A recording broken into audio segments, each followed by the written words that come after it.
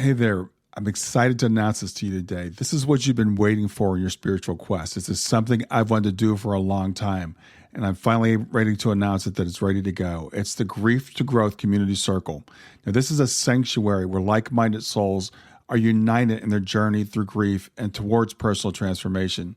It's more than just a place. It's a beginning. It's a commitment to growth and understanding. Here you're finding not just a community, but you're entering a circle of trust and depth. You're going to engage with interactive coursework. You'll dive into exclusive podcast episodes and partake in discussions that illuminate the path from mourning to empowerment. This is a realm where every question is honored and every individual's journey is validated. To be part of this exclusive circle, visit us at grieftogrowth.com/community or look for the chat icon at the bottom of every page on the main website. Remember that entry is a privilege because I want to ensure that every member is as dedicated and genuine as you are. You must apply to join, but the journey within is worth every step. So go ahead and join us today. Check it out, grieftogrowth.com/community, and I look forward to seeing you there. Hi there. Before we start, Brian would like to share a couple of things with you. First, did you know that Brian is a life coach, a grief guide, and a mental fitness trainer? Brian would love to help you with whatever life issues are challenging you. Brian has years of experience as well as training. You can contact Brian at www.grieftogrowth.com to learn more. Brian is the author of the best-selling book, Grief to Growth, Planted, Not Buried, which you can get on Amazon or Brian's website. This is a great book if you're in grief or to give to someone you know who is dealing with grief. Lastly, Brian creates free and paid resources for your growth. Go to www.grieftogrowth.com/gifts, www.grief2growth.com to sign up for his newsletter. Choose a gift just for signing up and keep up with what Brian is offering. And now, here's today's episode. Please enjoy. Hey everybody, this is Brian back with another episode of Grief to Growth. And today I've got with me Colin Thomas Perry. He's a PhD, he's a writer and a lecturer in media. He lives and works in Melbourne, Australia, and he has a depth of experience in Christianity and the spiritual relevance of the message of God for the contemporary world. And he's written a book called Dying to Be Alive, and it's the first-hand account of an incredible experience. In 2008, he suffered a heart attack and he found himself in an ambulance, blacking in and out in an imminent, immediate danger of death. He describes the experience of being in the presence of angels, engaged in conversations with Jesus, and then being offered a choice to return to life on earth or continue on to heaven. So this book is more than just a story. It opens up a way to encounter with heaven that reaches from beyond the world deep into the heart and the soul. So I'm excited to have Colin with us today. So thanks for being here. My pleasure, Brian. Great to be with you. If you wouldn't mind sharing your experience with the audience and maybe even start with before you had this experience, what were your spiritual beliefs? Okay. Look, I was brought up a Christian. I've been a Christian all of my life, but I did definitely wander in and out of Christianity. I was a teenager in the 70s and left. My parents were beautiful people, but very, very conservative in their beliefs. Mm-hmm. So as a teenager, I was quite rebellious and also I was and still am a musician, a guitarist and songwriter. So I joined the secular music world and the drugs and the lifestyle that sort of goes along with it. And although I didn't stop believing in God, my lifestyle was pretty out there and crazy at that point in time as a younger man. Mm-hmm. But came back to my belief in God quite strongly over a period of time, but went through divorce and sort of that shattered my ideals, I guess, to some extent. So at the time we are talking about in 2008, I was about 3 years out from divorce and feeling quite disillusioned, feeling a lack of purpose, I guess, in my life, and not quite sure on the directions that I should take. So sort of blowing in the wind a little bit, I guess, is the perspective at that point. I had children. I had a daughter who had been hit by a car when she was 7 years old in 1987. And she was profoundly brain injured. So I would spend time with her every couple of weeks. She would come and stay with me. She lived in a facility, but she was in a position where she was mentally quite alert, but unable to speak or move due to brainstem damage. So it was a fairly tragic situation, and that was a grief that really weighed heavily on my life. Sure. Although I did have 4 other children, so I really got a lot of joy and love from them. But there was this cloud of grief, I guess, hanging over my life at that point in time. Yeah. So at that point, I was really just drifting along in life, questioning God, not quite sure what he intended for my life, feeling that my life hadn't necessarily gone the way I would have liked it to have gone. So really wondering what God had in store for me, or why these things had happened to me. So feeling a little bit broken at that point in time. And around that point in time, I started to experience chest pain.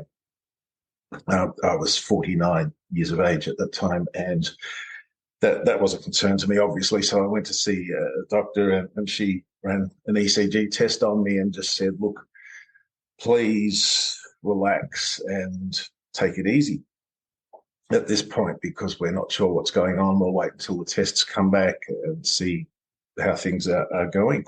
Mm-hmm. So as I would exert myself in any way, the pain would increase a little bit. So she was saying, well, don't push it, take it a bit easy. So a week went by, the test results still hadn't been given to me. So I was starting to feel better. She wasn't 100% sure if this was actually a heart condition or some other sort of condition. So at this point, I thought, oh, God, I'm feeling a bit better. I think I'll go out and do some gardening.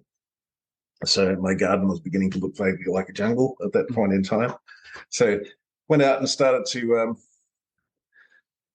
pull on the line trimmer, to try and get the machine started. And it's a stubborn machine at the best of times, and it wouldn't kick over. So I was just repeatedly pulling on the cord to try and start this machine. And suddenly, out of the blue, bang, there was this huge cramping sensation right across my chest, and I knew immediately what was going on. This was unquestionably a heart attack.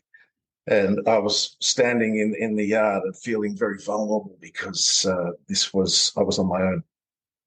There was nobody there in the house with me. And I thought, this does not look good. I need to be very careful here. And just as this was happening, I actually heard a very loud voice speaking to me. I still to this day don't know if it was an audible voice or an internal voice, but either way, it was extremely loud. And this voice just said to me, you are going to die, but I have things for you to do.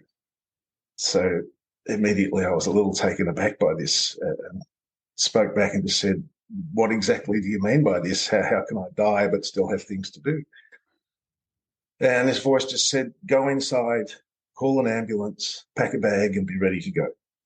So I just did exactly what that said. I was still able to walk and basically function. So I called for an ambulance and packed a bag with some clothes and just waited for the ambulance to arrive, which it did within about 10 minutes, which was good timing. And the ambulance officers came into the house, and one of them was on his first day, poor man, first day of duty. So he was a total rookie, but there was a more experienced man with him, and he was overseeing my treatment and gave me morphine and nitroglycerol, which is the standard sort of treatment for heart attack. And they put me into the ambulance and just said, okay, we'll take you off to the hospital. We'll need to give you another dose of morphine just to keep your blood pressure down. So they did that. And when they did that, I just said to them, I'm feeling dizzy. I know I'm going to pass out. So at that point, the whole world went black, and I was just floating, basically floating in darkness. I felt totally weightless. I felt as if I was in water, in total blackness, in water, without any weight, without any sensation, but still very much alert and aware of what was happening. So I'm floating along in this dark environment, not quite sure where I am or what's going on. And it came to my awareness that this does not feel the same. I've passed out before, but this does not feel like the same experiences I've had at other times when I've passed out. And with that, I began to question, have I in fact died? Am I still alive or not? And with that came a little measure of fear. So I was floating along, just drifting. And as I became afraid, I began to feel the sensation of drifting downward, which in turn made me more afraid, because my basic understanding of the universe is that that's not the direction I wanted to head in. And so I just became more and more afraid. And then I actually looked down, if there is really a down there. And I just sensed this horrible feeling of this great empty void, this great emptiness beneath me, just nothing that went on forever. A void or a pit is the only way I can explain it. Mm. And I just knew deep down in myself that I didn't want to go in that direction. So having been brought up a Christian, I just called out, Jesus, help me, with all my strength. I just screamed it out. I realized now I didn't have a body, so it was my spirit was screaming this out. Mm-hmm. And I continued to drift and continued to go slightly downward. And then out of nowhere, this very strong hand came and just grasped my forearm and said, "You don't want to go that way," and started to pull me upward. And this went on for some period of time. It felt like a few minutes. I don't know if I was going through a tunnel or what, but I could just see things just swooshing past me very, very quickly. It's a bit like if you've seen Star Trek, a bit like going into warp speed. You know, it's just very, very blurry, fast movement. I felt like I was traveling at an incredible speed, and continued to go up for some period of time. And then we finally came to rest in this quite medium light, cloudy sort of environment, I guess. And I was still adjusting to the environment and where I was. And I gradually became aware that there were 6 or 7 angels standing around me, with this one who'd come and grabbed my arm. Mm-hmm. And I was just lying there, and I began to feel sensations that were coming from them. This is a little difficult to explain for anyone who hasn't been there, but there was a connection, soul-to-soul connection, I guess would be the best way to put it, where mm-hmm. I could hear their thoughts, they could hear my thoughts. There were no words spoken, but we were in a direct line of communication, and I could actually feel what they were thinking, and their emotions and their state. And this began to seep into me as I was there. And may I say, it was the most incredible experience. These beings made me feel so small and humble. I felt like a little child in their presence. Their awareness, their knowledge, their wisdom, this ageless sort of sense of grandeur that was in them was something that made me feel primitive and unclean and very, very small in comparison to who they were. So I just lay there for a little while, just absorbing what was happening, and then began to say, you know, am I dead? What's happening? And the one who came to get me started to speak to me with his mind, with his soul, and say, you have died, but you're here, and we're going to give you a choice. You can either choose to stay here with us and go on to paradise, or you can return to your life on earth, and the choice is yours. So have a think about it, and what do you want to do at this point in time? Mm. So I had to think, and I remembered, I've got children, I've got this brain-injured daughter. I also, my youngest child was still only 8 years old at the time. So I really felt obliged. Plus, I didn't feel like my life's journey was over. I still felt there was a lot of things for me to do. So I thought about that, but at the same time, I also was just so surrounded by love and immersed in love, and there was such an enormous, beautiful sensation of being there with these beings in this place, and I just was filled with this gushing, enormous sense of love. It was just infinitely large and infinitely beautiful. And I was overwhelmed by that, and I was so torn. I did not want to come back to my life on earth. If it wasn't for my children, there is no question I would have stayed. It was such a beautiful experience and such a wonderful place and such wonderful beings to be with. So I had a very tough choice to make. Because I really did want to go on and be with them forever like that. There was no question. That was the ultimate. That was so much better than living on earth. But I felt this feeling of responsibility for my children and for my life feeling unfinished, and said to them, no, look, I think I really do need to return to my life and complete what's happening there. At this point, I actually became a little bit afraid, because once again remembered I'm dead. And look, that's a scary thought. Even though you're in there in this beautiful, loving environment, I still became afraid. And with this fear, there was quite a response from the angels, which was very interesting. They all came and gathered around me and said, no, we can't have fear in this place. There is no fear in this place. And they sort of calmed me. I'm not sure how they did it, but they calmed me and brought me back to a state of contentment and joy and love, which seems to be the standard there. And basically, they just said, look, fear is out of place in this environment. It doesn't really exist here. So we can't leave you in that state, which was beautiful. And at this point, I just turned to the one who'd come to get me and said, look, who are you? And he just said to me, I'm the one you call Lord. And to me, that's Jesus. There's only one person I've ever called Lord, and he certainly looked like Jesus and was Jesus. So I was, at that point, I was just completely overwhelmed by the situation and awestruck by the situation. And so I was just saying, wow, it's you. Wow. It was basically all I could say, all I could think. And he said to me at this point, I've been through a lot of grief, as I've explained, and he said to me, look, I want to do some healing within you, so let me come into you and heal you, basically, was what he said. So I said, sure, please do. And at this point, his being sort of entered into mine, and I could feel things shifting and changing within me, and I could feel things rearranging on a spiritual level, such a deep level.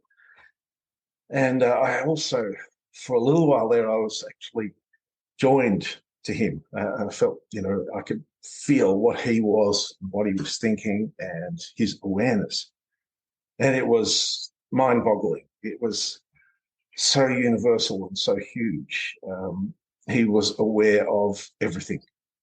It's the only way I can put it. He would know what was under a rock in Africa, or he would know what someone was thinking in New York, or whatever. That his awareness was totally infinite.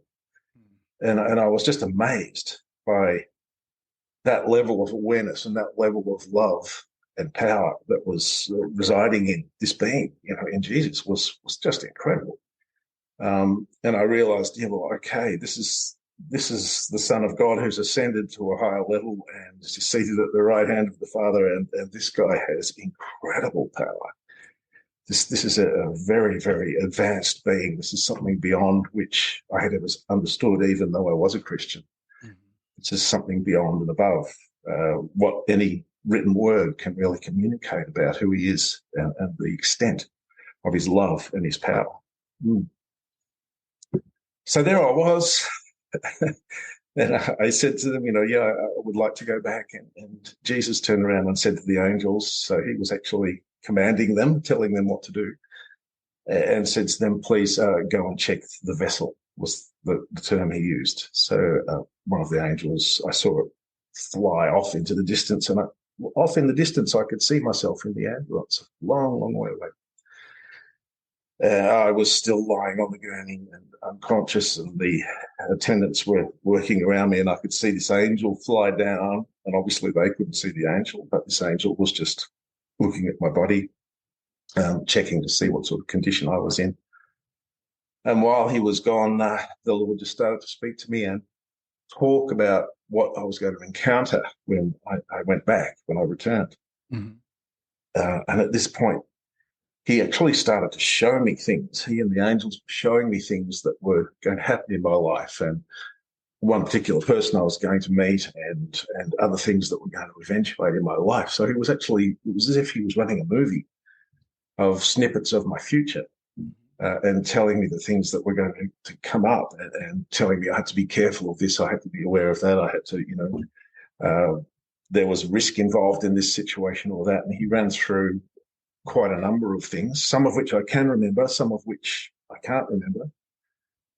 He also was saying, don't show him this bit, do show him that bit. So he was being very careful about what he did reveal to me about what was coming up in my future, which to me, that just opened up a whole world of amazement and possibilities that those angels in that level can just see right through time as if it's not there. Yeah. Time to them is just something that's not of great importance. They can work through time. So I guess after about, it felt like 20 minutes of being there, 20 minutes, 25 minutes, something like that. Eventually he said to me, okay, I'm going to send you back. And the angel flew back up and said, yes, the vessel is good. He's okay to return. And so after quite a lot of conversation and things, he told me things that were to come, and all sorts of interesting stuff, which would take quite a long explanation. And then he sent me back. So I felt myself floating back down. And once again, I felt myself floating in this sort of dark, watery environment. And then I saw a light and went towards that light, and bang, I was back in my body again. Wow. And it was not a pleasant experience coming back. It was so beautiful where I was. It was just so light and spiritual and loving.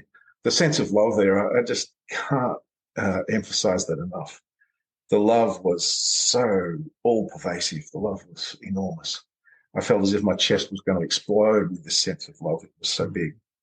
And when I entered back into my body, it was like hitting a block of concrete. It was so primitive and heavy. And I just realized for the first time just how much lower we are than the angelic existence, and that our lives here are just so primitive in comparison to what is happening at that level that I experienced beyond death. And I was in a bit of pain, but you know what? I wasn't afraid anymore. Right. There was no more fear of death. Yeah. I thought, well, if I die and I go back there, woohoo! Yeah. That was what I was laying there thinking. Some really interesting things happened when I came back. I felt as if I'd been in water, as I've explained. And when I got back, there was no shirt on me. And the ambulance operator, first thing he said to me was, "Oh, you're back with us." And he was standing with two defibrillator pads, and they were about to zap me with them. And I said, "Yes, wow, it must have been a long time. I've been gone for ages." And he said, "What are you talking about? You've only been gone for 1 minute." Which I was stunned to hear that, because there'd been this long period of time I had spent, at least 20 minutes, as I said. And this had all taken place in Earth time within 1 minute, Wow. Which is just not possible. So I can only assume there's two very, very different time frames at work going on there. And I had no shirt on. I said, "Where's my shirt?" He said, "It was sopping wet. I just threw it over in the corner there, took it off you and threw it over in the corner there, sopping wet." So I said, "Can I have it back? I'm a bit chilly." So he passed it back to me, and it was dry. I said, this shirt's completely dry. And he was shocked. He couldn't understand how the shirt had been sopping wet 1 minute and dry the next. So it's as if the reality from beyond death had almost seeped through into this earthly reality, and he had felt it as wet, although it was not. Yeah. Very, very interesting things like that were going on. So I went on into hospital and was tested, and yes, I'd had a heart attack, and they operated on me and put a stent in, but I was still hearing angels talking to me for quite some period of time. Mm-hmm. And they said some interesting things to me. They said, we've healed 3 arteries, but there's one we won't heal. And I sort of didn't understand. I just took that for what they said. And the head cardiologist came and saw me after the operation and said, you're a very lucky man. He said, most people just simply die at your age when they have this particular sort of heart attack. And then he said, you're also a very lucky man because you've obviously had a heart attack before, because there's been some bypass arteries have actually come into being in your heart. Your artery system in your heart has actually grown around blockages. Wow. I thought, wow, that's interesting. So it's like I believe the angels had literally performed bypass within my heart. So there was only one artery left that needed a stent, which was then put in me, and I had a fairly good recovery experience from there on in. Mm-hmm. But interestingly, while I was there lying in hospital, the angels said to me, the person you're going to meet that Jesus had spoken to me about was within 1 kilometre of the hospital. Well, okay, all right. And sure enough, 4 weeks later, I did meet someone very important to me who lived about 800 metres from that hospital, and someone I spent a lot of time with and actually did marry, although we've since divorced again, unfortunately. But that was something they told me, and it came to pass. It was a truth. So there was a lot of not only experience for me personally, but sort of hard evidence, I guess, that this was a reality, and that they were able to tell me things that would happen to me in my life in advance and show me all of this. So incredibly interesting to me that this goes on. I've always believed in it, book knowledge, always believed in it, but when you experience it firsthand, it goes to another dimension, literally, and you understand there is a God, there are angels, they are caring for you, they do see your future, they do look after you and guide you and care for you. It's a wonderful thought. Yeah, absolutely. Well, thank you for sharing that so much. I do have some questions. So you said initially you found yourself in the blackness and the watery like environment, and you felt yourself drifting downward. Do you believe that's because of the fear that you had? I think that played a part in it. I don't fully understand. I don't claim to fully understand what was going on at that point in time. Sure. I think. Oh, look, I believe in a heaven and hell. I'm not a big sort of hell Bible bashing sort of Christian. I'm not going around saying to everyone, you're going to hell.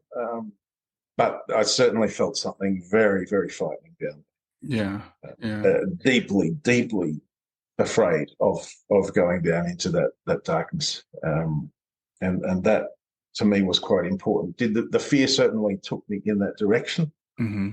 I don't believe it was responsible for what's there. I think there's two directions up and down in the universe or wherever that is.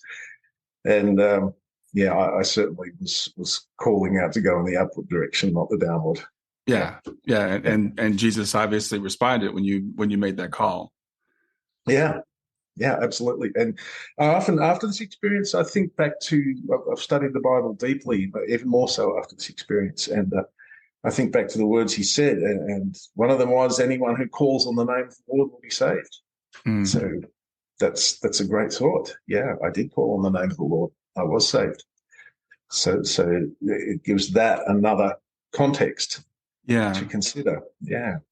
So when Jesus was showing you what would happen in your future, was it presented as these things are going to happen, or these things are possibilities or probabilities? He did talk about that, actually. He did say to me, one of the things he said very clearly to me was, whether you come back here is to do with your choices. And if you choose the wrong path, you won't necessarily come back. But if you choose the right path, you will.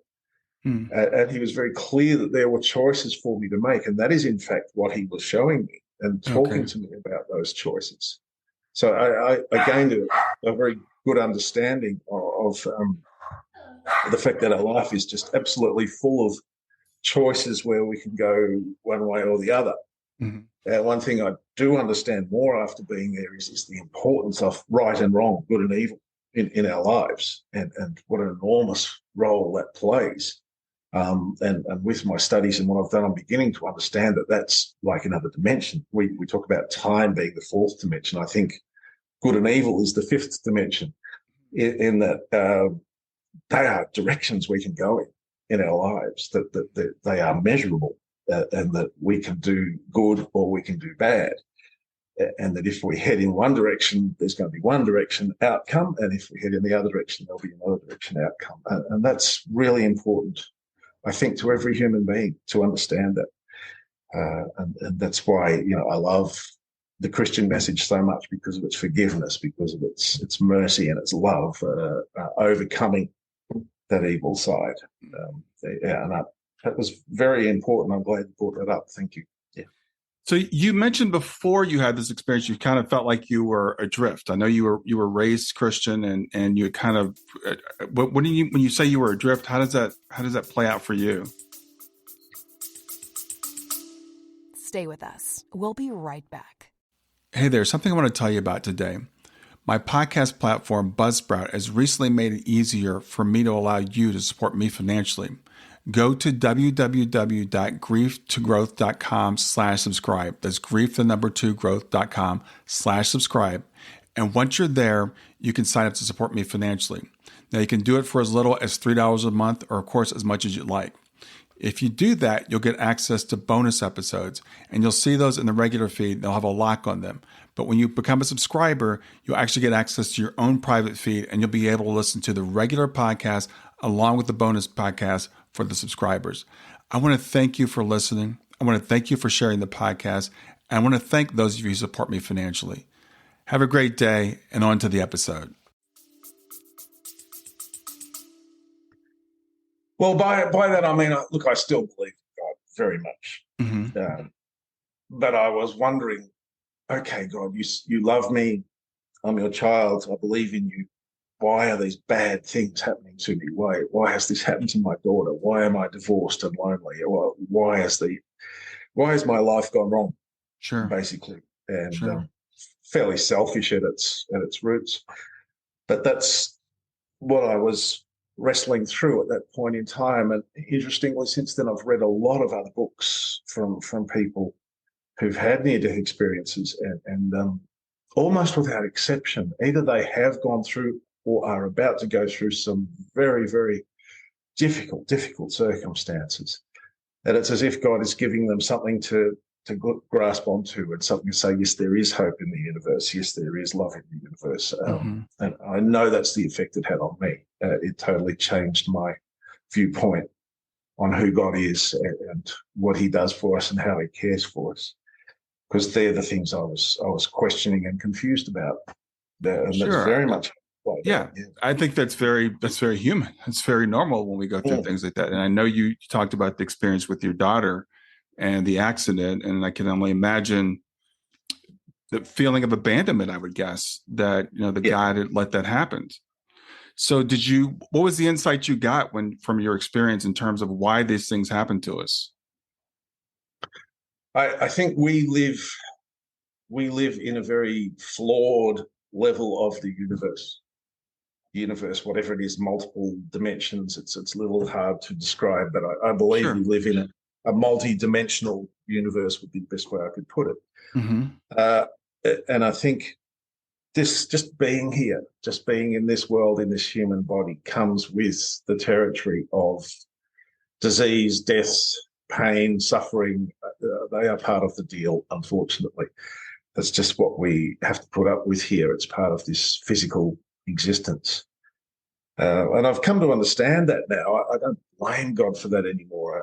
I realize it's where we are, and it's the way things work here, because we are in a physical body.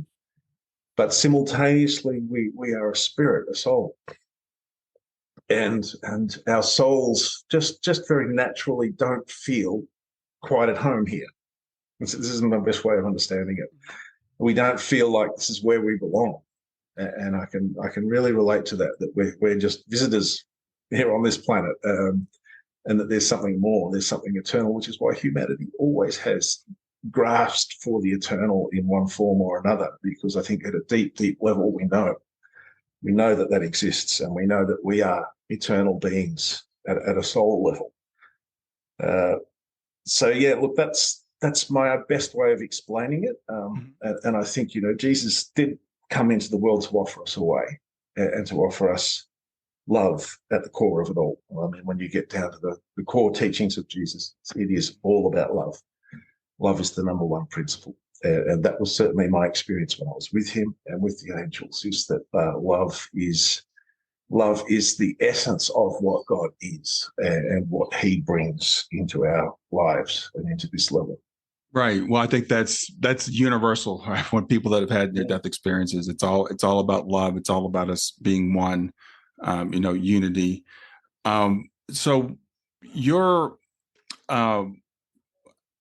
Jesus, when you came back, do you feel like you came back to spread the message of NDEs, or was it something else, or what do you think? Undoubtedly came back to, well, all of the above. Okay. He did tell me it's important that you spread the word of this.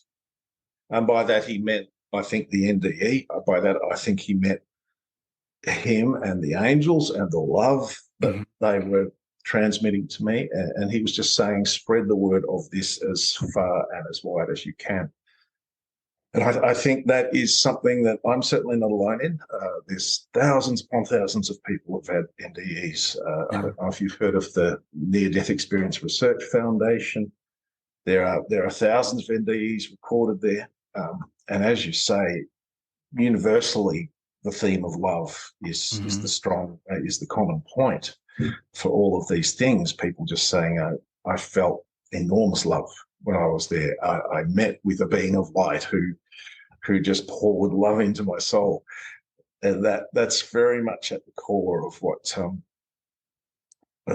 is there, and what I believe is waiting for everybody if they follow after the path of light and love and goodness.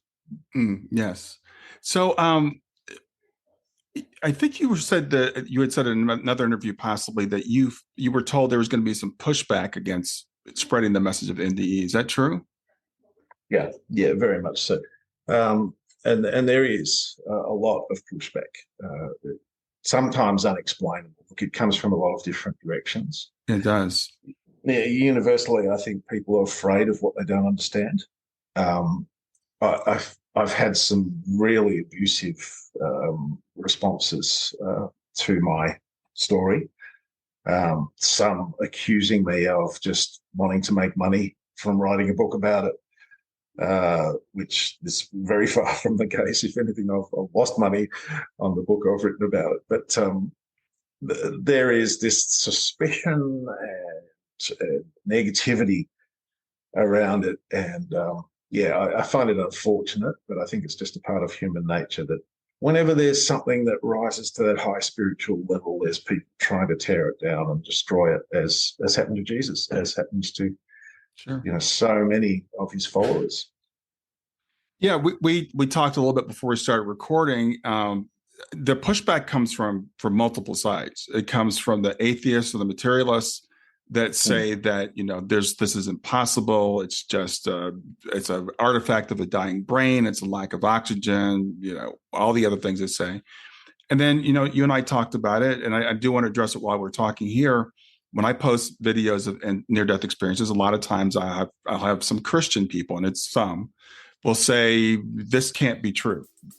This is a hallucination. This is of the devil, etc. Have you gotten any of that?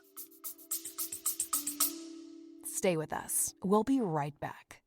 Hi there. I'm really excited to tell you about my latest ebook. It's 4 lessons that you can learn from the near-death experience without going through all the trouble of dying to learn them.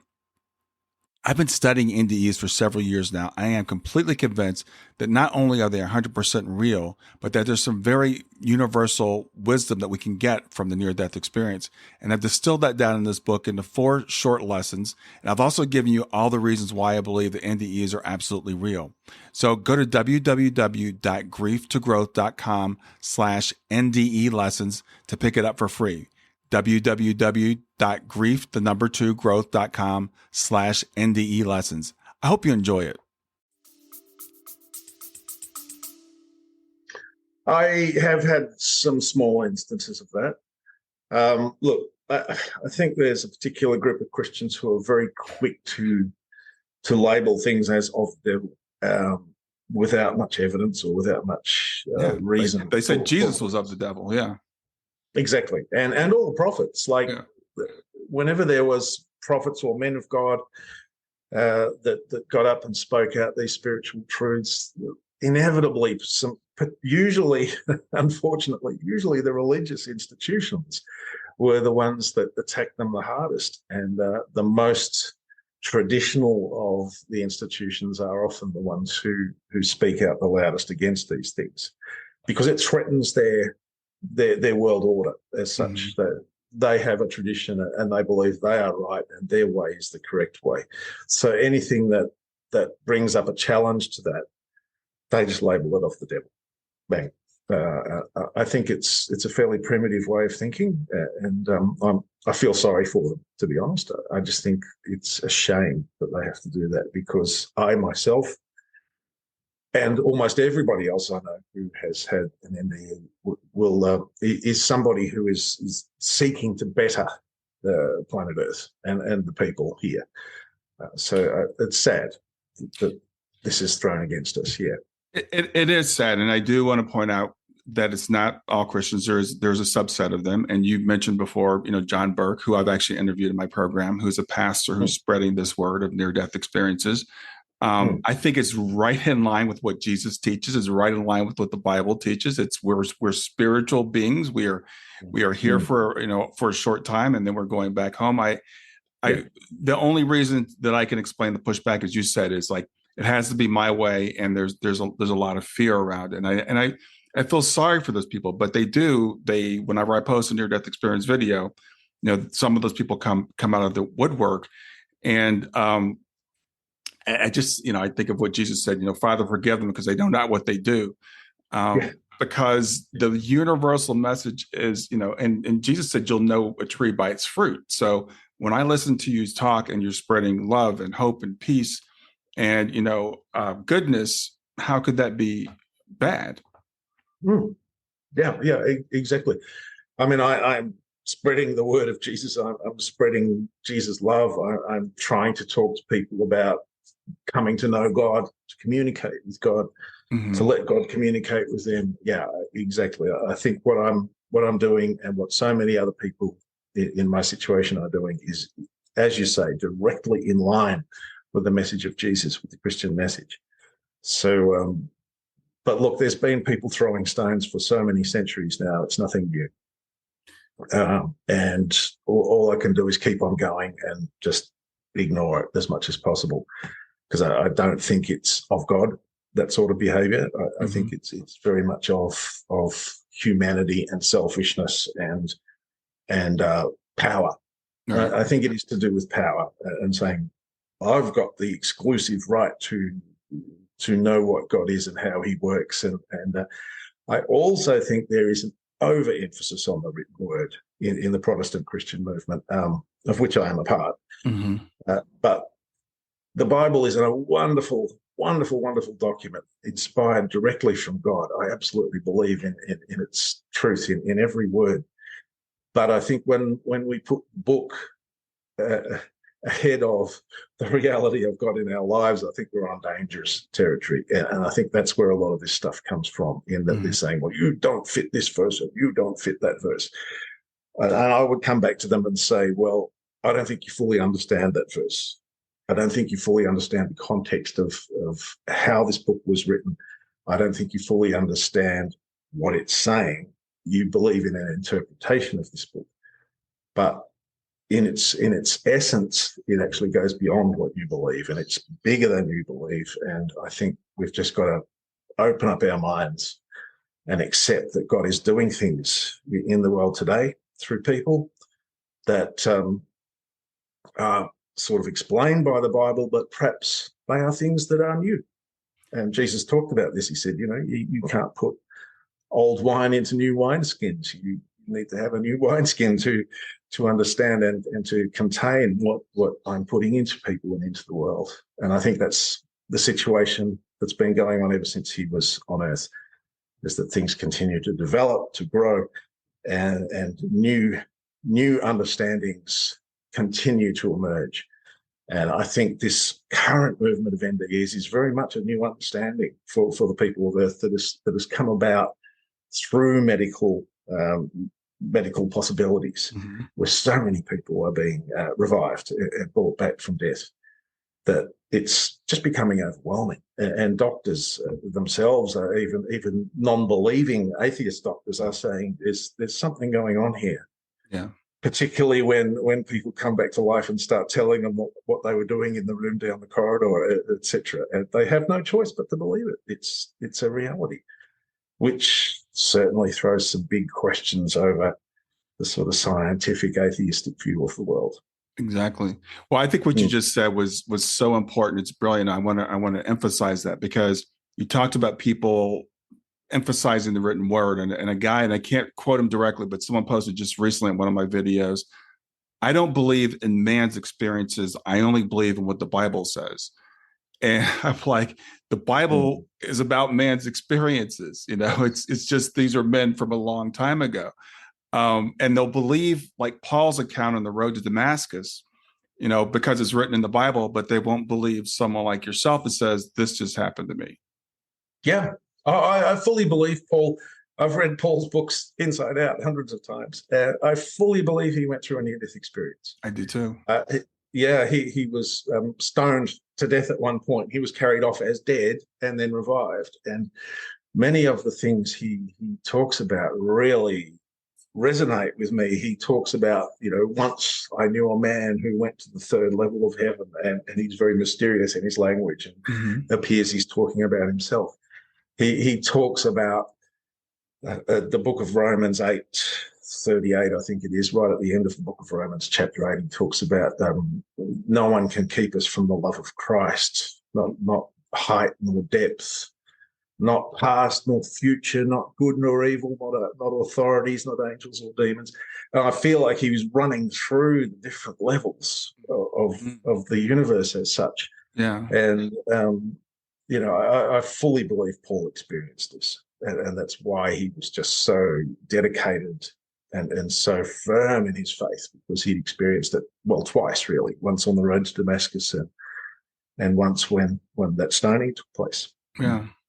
So I know that, and I hate to bring this up, but I know you've had a daughter that's passed. So that's something that we have in common. Was that before or after your near-death experience? That was about a year after my near-death experience. It was quite amazing. I still get emotional thinking about it. She was hit by a car, as I said, when she was 7 years old, and was in a coma for 3 months. They really didn't expect her to survive at one point. She had very severe brain injury, particularly at the brain stem end, which controls sort of the flow of information between the brain and the body. So her movement was almost completely compromised, but she could use one hand and she could sign yes and no, and she still had a slight verbal communication ability. She couldn't really speak, but she could use voice intonation to get things across. So she was undoubtedly fully alert and fully aware, but unable to speak in any detail. And as I said, she was in a coma for 3 months, and I remember just sitting with her after my experience and explaining to her what had happened, and she became extremely excited and started to squeal with joy, and she started pointing at herself, and just pointing at herself like that. And I stopped and I said, "Beck, have you experienced something like this yourself?" And she, yes, the finger went straight up. Yes. So I gather that when she was in that coma, she was actually in a heavenly experience for some period of time. So when she finally passed, it was very unfortunate. She had broken her leg. Her bones were very chalky because of being in a wheelchair for so many years. and her leg was caught in a doorway, and as she was pushed through the doorway and broke her leg, simultaneously she caught the swine flu. This was 2009 when the swine flu was around. So they realized she was sick. She had a very nasty cough. They took her into hospital, and within 3 days, her lungs had almost completely dissolved from this pneumonia from the swine flu. So she had just no chance of survival, poor girl. And so as she was passing, I just was able to sit with her and just say, look, we know what's at the end of this and what's on the other side of this. And it was such an incredibly comforting, beautiful thing to be able to sit there with her and just talk to her. And I could see the relief on her face when I said it. I said, you just remember what's there, what you experienced, remember what I experienced, and you know where you're going. You know, there's a really good place. And I could just see her face, just the relief just flood into her face. She couldn't respond much, but I knew she was well aware. And as she passed, it was, although a very sad experience, also a very beautiful experience. I can only imagine that your experience gives you some comfort, but you still grieve. Of course. I don't think we can ever imagine that grief is not to be felt when you lose a loved one. I've lost both my parents, my daughter. I'm well accustomed to this, and it's hard. It is hard, although you know where they are going and what's happening. It's still a sense of loss because they've passed on. They've moved on and left you here, and that's the grief. That is the pain that they're not with you anymore. I had some incredible experiences with my father as he was passing on too, very much in a semi-conscious state, right in his last day, and hardly able to breathe.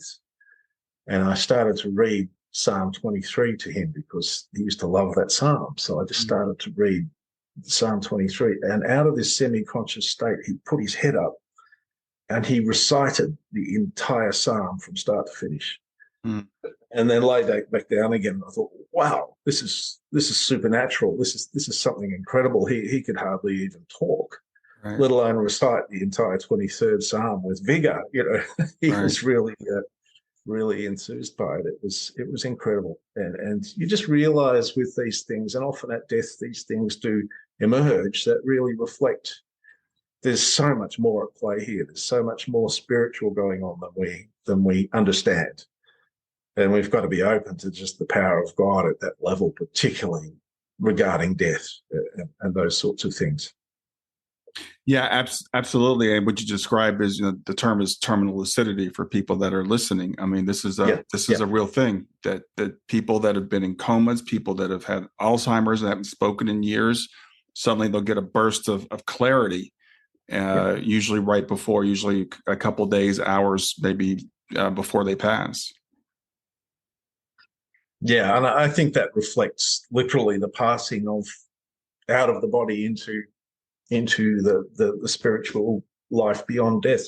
And I think it's part of that process. Yeah, and it's a very, very precious time. And although people are deeply grieving, I think it's really important to have that belief that there is something beautiful awaiting your loved ones when they do pass, and to hold on to that and to thank God for that, because it's so important that that's at the core of our belief. The very core of Christianity is, God so loved the world, he sent his only begotten son, that those who believe on him would not die, but have eternal life. That's the core of Christianity. That's John 3:16. And all of these near-death experiences are the living example of that in life, right? Although we've got that verse there, the reality of it is what people who come back from NDEs are telling you about. Yeah, this is where it exists. It's really interesting. I'm watching The Chosen right now. I don't know if you know what that is. The Chosen is for people that are listening that might not know. It's a mini series about the life of Jesus, and it's really well done. And so people, they watched Jesus perform the miracles and stuff, and then they believed. And as you said earlier, God is still showing us the way. God is still speaking through people like yourself, allowing us to get these glimpses into what we call heaven, allowing us to come back and giving us evidence. And it's really sad that so many people are ignoring this, I think, beautiful message that we're getting over again. I think we need it desperately. People have forgotten who we are. Absolutely. We are a soul.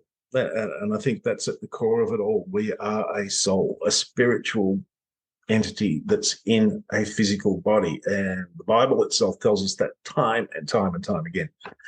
That, this mortal coil, this tent that will pass away from us, it's something that is constantly reinforced. And I think the NDE experiences are just in line with that 100%, and perhaps recontextualizing that into the current day. So taking it out of the written word Bible knowledge into everyday life. And I think that's why it's so important for people to hear about it and for people to understand God is working right now in people's lives, everybody's lives, without exception.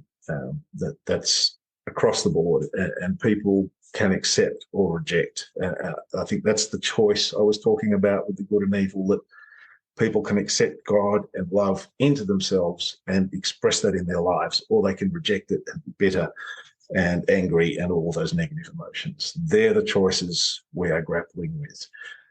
And I think for those who've lost loved ones, the response to that is a very important one. That you can be angry at God, you can shake your fist at God, but basically you're shaking your fist at yourself. God is a part of all of us. And yes, it's sad, but we need to remember we're all, without exception, all going to die. And the outcome for children who die is particularly beautiful. From all of the NDE experiences I've read and I've heard about, children are just immediately embraced into the arms of God. There's no doubt about that. They are pure, innocent souls, and God just loves them and welcomes them. So that is something I just get the sense there's people out there, quite a few, who've lost children, and be comforted. Yeah, just be comforted and know that God's got your child. God's got your child in his arms and caring for them. Yeah, the thing is, we talked earlier about fear, and we talked about not knowing. And for me, we fear what we don't know. And the more I learn about near-death experiences, the less fear I have, because everybody I've spoken with has had a near-death experience and said, I don't fear death anymore. That's not something that, so this idea that we have in our society that death is a bad thing, it's the ultimate victor. It kills all of our dreams. It's just simply not true. Agreed. Look, I think what I was talking about earlier, that we have this innate understanding that we are eternal. I think there are such deep things at play here, beyond our understanding, in terms of multiple dimensions and levels of heaven that are mentioned in the Bible, and that we don't come from here. Right. I think that story of the Garden of Eden and Genesis, I think it's based on very real events. We don't come from here. We've been relegated to here because of some impurity, some reason that I don't fully understand. But to do with good and evil and those sorts of areas I've been discussing. But that we really do belong in an eternal existence, that death is actually foreign to us. What really dies is our physical body. What really dies is the clay, the carbon. That's what dies. Right. We do not die. And that's what I think so many people do understand that. And that, I think, is the essence of belief in God. I think is really expressed in that we are eternal beings, a part of God, and heading back towards God. And that's our destiny.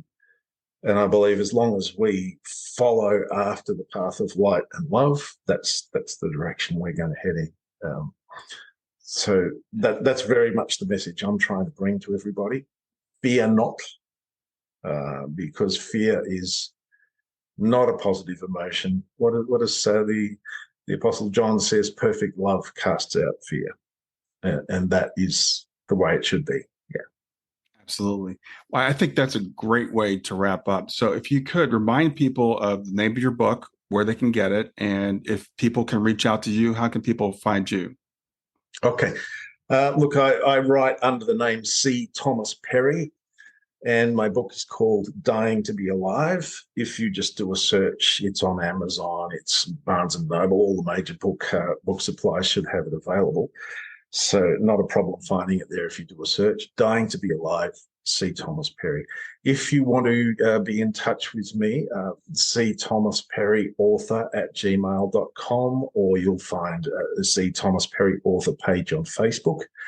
So they're the best ways that you can contact me and discuss things. Quite happy. I regularly respond to people who send me emails or messages. So I encourage you, if you want to be in touch, please do feel free.